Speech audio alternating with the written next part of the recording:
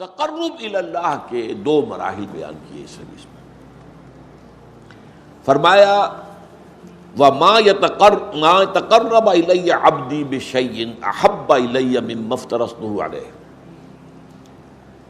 میرا بندہ جب میرا قرب حاصل کرنے کی کوشش کرتا، تقرب جو ہے باب تفاعل ہے، محنت سے کوئی کام کرنا، کوئی چیز حاصل کرنا محنت کے ساتھ، تقرب تعلم علم حاصل کرنا محنت کے ساتھ، مسلسل پہم جد و جہد کے ساتھ. من تقرب الی عبدی ما تقرب الی عبدی بشیء احب الی مما افترضته علیہ. میرا بندہ جب میرا قرب حاصل کرتا ہے تو جن چیزوں سے حاصل کرتا ہے ان میں مجھے محبوب ترین وہ ہیں کہ جو میں نے اس پر فرض کر دی. اس کے برعکس وَمَا يَزَالُ عَبْدِي يَتَقَرَّبُ إِلَيَّ بِالنَّوَافِلِ، اور نہیں ہوتا یہ کہ میرا بندہ میرا قرب حاصل کر رہا ہو نوافل کے ذریعے سے، یہاں تک کہ ایک مقام آ جاتا حتی احبہ، کہ میں اس سے محبت کرنے لگتا ہوں. فَكُنْتُ سَمْعُهُ الَّذِي يَسْمَعُ بِهِ، پھر میں اس کے کان بن جاتا ہوں جن سے وہ سنتا ہے. اب دیکھیے یہاں میں نے کہا تھا ہوشیار کے رہبر دب تیغست قدم را، ہوشیار ہو جائیے. اب ایسا پل صراط کا مقام آ گیا ہے کہ ذرا ادھر سے ادھر ہوئے تو معاملہ خراب ہو جائے. اللہ بندے کا کان بن جاتا ہے. وَبَصَرُهُ الَّذِي يُبْصِرُ بِهِ، میں اس کے وہ آنکھیں بن جاتا ہوں جس سے وہ دیکھتا ہے. اللہ اکبر، کیا مطلب ہے اس کا؟ کون سمجھے گا؟ وَيَدَهُ الَّتِي يَبْطِشُ بِهَا، اور میں اس کا ہاتھ بن جاتا ہوں جس سے وہ پکڑتا ہے. وَرِجْلَهُ الَّتِي يَمْشِي بِهَا، اور اس کے پاؤں بن جاتا ہوں جس سے وہ چلتا ہے. اللہ اکبر، اللہ بندے کے پاؤں بن جاتا ہے. یہ کون سا مقام ہے؟ اب ان دونوں میں بلند تر کون سا مقام ہے؟ دیکھیے یہاں بھی وہی بات آئے گی. میں نے عرض کیا ہے کئی دفعہ، جہاد کے 3 مراحل ہیں: نفس کے خلاف جہاد، باطل نظریات کے خلاف جہاد، اور نظام باطل کے خلاف جہاد. سب سے اونچا کون سا ہے؟ نظام باطل کے خلاف جہاد. اہم ترین کون سا ہے؟ نفس کے خلاف جہاد. ایو الجہاد افضل، افضل ترین جہاد وہ ہے نچلا والا، پہلی منزل کا. اس لیے کہ پہلی منزل ہوگی تو دوسری بنے گی، دوسری ہوگی تو تیسری بنے گی.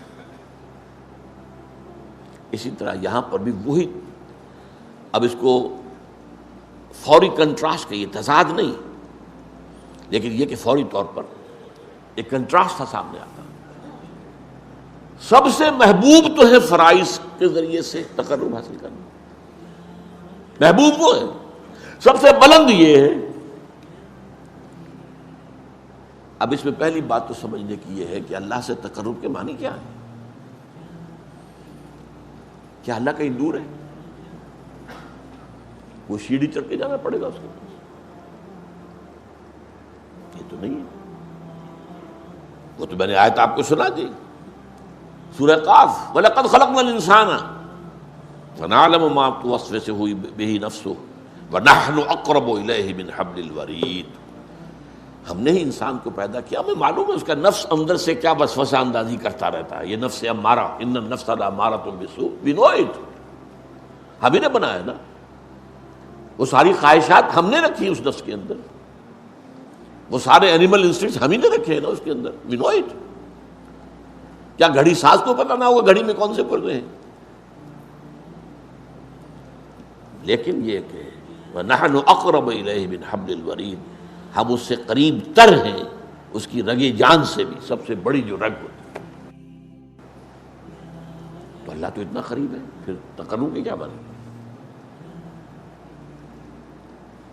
یہ بات غور طلب ہے. اللہ قریب ہے، ہم دور ہیں. بہت پیارے اشعار ہیں. کرا جوئی چرا در پیچ ہوتا بھی کہ اون پیداست تو زیر نقابی. کسے ڈھونڈ رہے ہو بھائی آ کر یہاں جنگل کی گپھاؤں میں اور غاروں میں اور پہاڑوں کی چوٹیوں پر؟ کسے ڈھونڈ رہے ہو؟ یہ پیچ و تاب کیا ہے تمہارے اندر؟ یہ فلسفہ اور یہ عقل اور اس کے گھوڑے دوڑا رہے ہیں ذات و صفات باری تعالیٰ کے بارے میں، یہ پیچ و تاب۔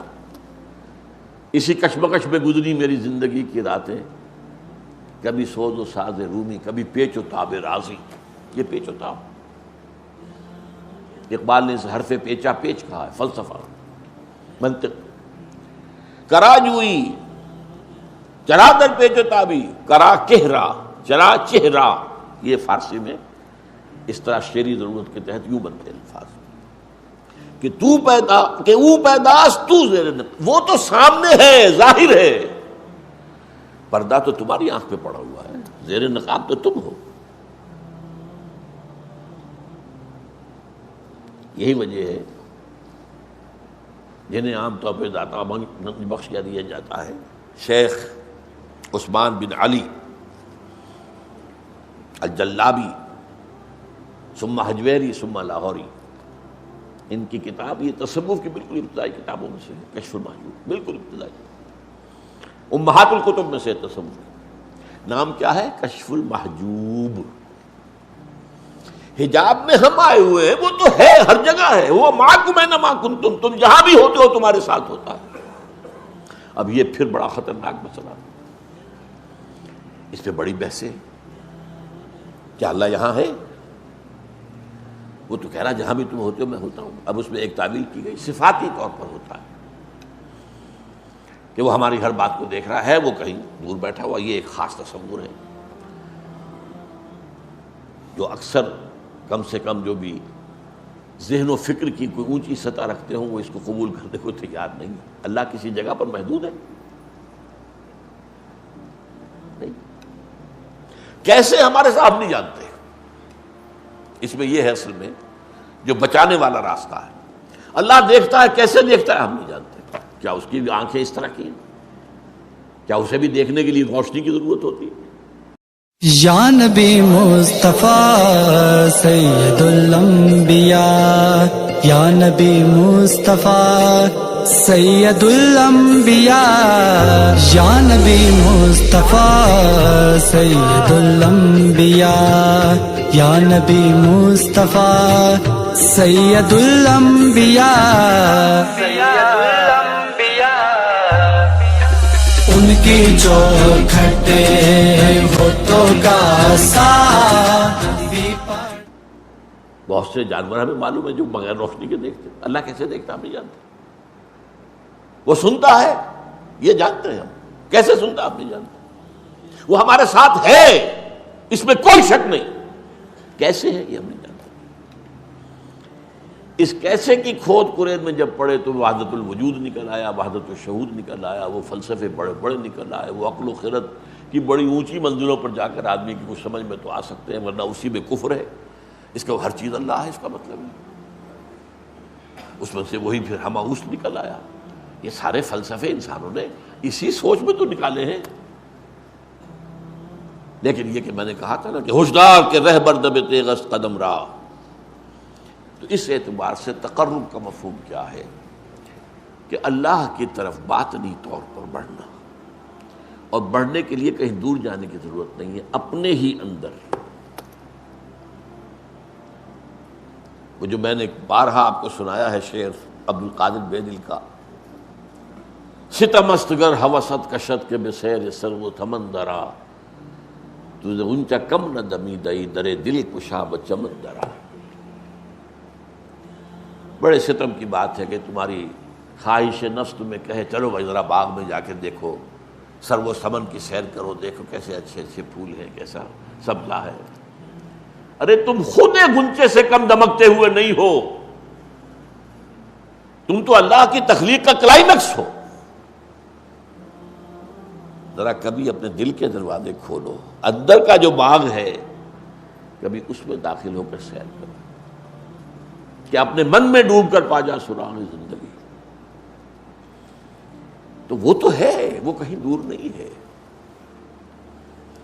تم جو ہے اس کی طرف متوجہ نہیں ہو، تمہاری ساری توجہ جو ہے دنیا کی طرف ہے۔ تمہاری ساری بھاگ دوڑ دنیا کے لیے، تمہاری ساری سوچ بچار دنیا کے لیے، تم اس کی طرف متوجہ نہیں ہوتے۔ ہم تو مائل بکرم ہیں، کوئی سائل ہی نہیں، راہ دکھلائیں کسے رہنم منزل ہی نہیں۔ یہ جو حدیث میں آتا ہے کہ رات کے آخری حصے میں اللہ سمائے دنیا تک اتر آتا ہے، کیسے اتر آتا ہے یہ ہم نہیں جانتے۔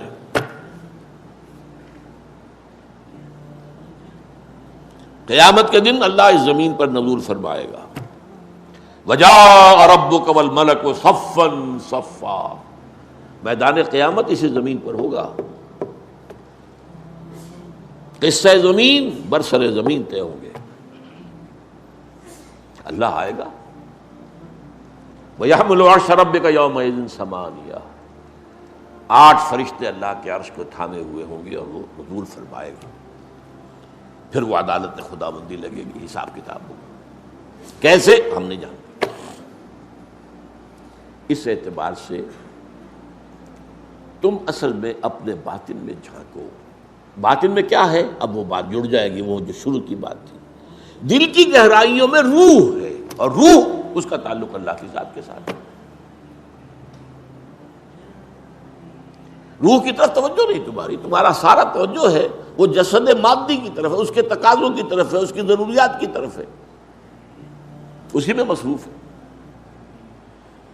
روح کی طرف متوجہ ہو کر انسان تقرب حاصل کرتا ہے کہ او پیداش تو زیر نقابی هو الاول والآخر والظاہر والباطن، سب سے ظاہر ہستی تو اسی کی ہے، ہاں سب سے مخفی بھی وہی ہے، اس کی ذات کی کنہ تک کوئی نہیں پہنچ سکتا، وہ کیسے دیکھتا ہے تم نہیں جان سکتے، اس کا ہاتھ ہے ید اللہ، لیکن اپنے ہاتھ پر قیاس نہ کر بیٹھنا۔ اس کی کوئی تجلی ہے جسے کہا گیا ہے کہ اس کی ران کھولی جائے گی، یوم یکشف عن ساق، اس کو کیا ہو اسی وقت پتہ چلے گا۔ آج ہم یہاں اس میں بحث کریں گے تو ہم گمراہی میں مبتلا ہو جائیں گے، یہ متشابہات میں سے۔ تو یہ ایک حد تک تو میری بات اس موضوع پر، اب کیونکہ وقت ختم ہو گیا، میں سمجھ کر رہا ہوں کہ قرب سے معاملہ قرب مکانی نہیں ہے، یہ قرب معنوی ہے۔ وہ آیت میں نے شروع میں پڑھی تھی، دوبارہ چونکہ دہرا رہا ہوں تو اس کا ایک سجدہ جو کر لیجئے گا بعد میں، کَلَّا لَا تُطِعْهُ وَاسْجُدْ وَاقْتَرِب۔ اے نبی، یہ ابو جہل وغیرہ کی باتیں آپ نہ مانیے، توجہ نہ دیجیے، دفع کیجیے ان کو، آپ تو سجدہ کیجیے اور قریب ہو جائیے۔ اور حدیث میں آتا ہے اقرب ما یکون العبد الی اللہ فی السجود، قریب ترین جو ہوتا ہے بندہ اللہ سے وہ سجدے میں ہوتا ہے، اگر واقعتاً معنن سجدہ کر رہا ہو۔ ایک سجدہ وہ ہے کہ جسم تو جھک گیا ہے اور نفس امارہ کھڑا ہے جو کا تو شیطان لعین کی طرح، میں سجدہ نہیں کروں گا، تم جاؤ کرو۔ یہ تمہارے اعضاء و جوارح کا سجدہ ہے، دل کا سجدہ نہیں۔ لیکن جب پوری ہستی کے ساتھ اللہ کے سامنے سجدہ کرو گے تو یہ قریب ترین ہوگا اللہ کے ساتھ معاملہ۔